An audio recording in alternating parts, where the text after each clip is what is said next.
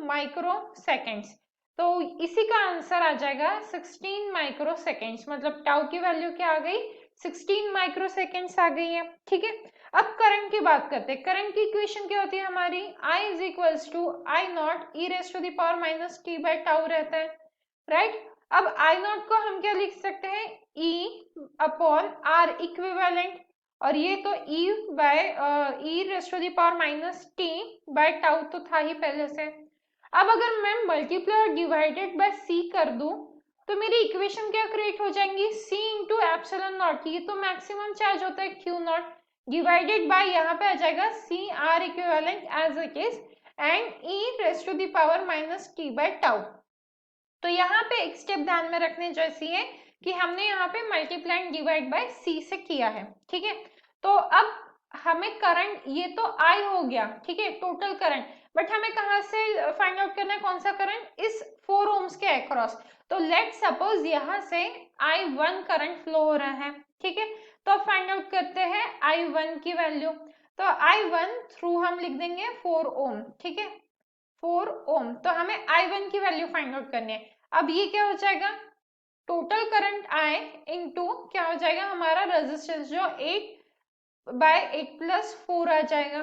तो अब I की वैल्यू हम सब्स्टिट्यूट कर देंगे, I की वैल्यू आ जाएगी यहाँ पे Q naught divided by C into R equivalent, और यहाँ पे आ जाएगा हमारा ये 8 बाय 12 into e raise to the power minus t by tau आएगा।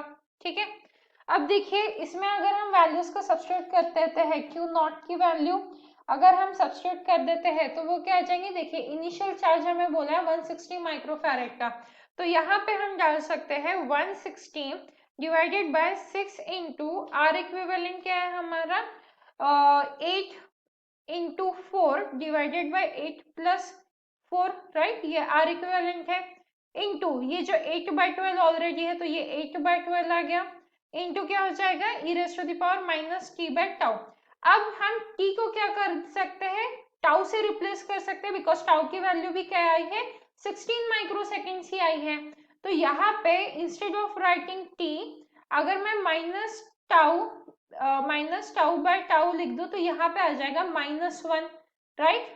तो ये पावर क्या हो जाएगी, ई रेस टू द पावर -1 हो जाएगा यहाँ पे, तो हम डायरेक्ट -1 लिखेंगे। तो जब हम इसे सॉल्व करेंगे तो हमारा आंसर क्या आ जाएगा, ये ई क्या है नीचे चला जाएगा, क्योंकि ये तो पावर में माइनस है तो नीचे जाके पॉजिटिव हो जाएगा। तो यहाँ पे आ जाएगा हमारा 160 डिवाइडेड बाय 24e, जिसे हम सॉल्व करेंगे तो आएगा 40/6e and ultimately final answer हमारा आ जाएगा 20/3e ampere. That means if you check your options, option B correct match है, 20/3e ampere is the current through the 4 ohm resistance at time t is equals to 16 microseconds. So I hope you understood it well. All the best.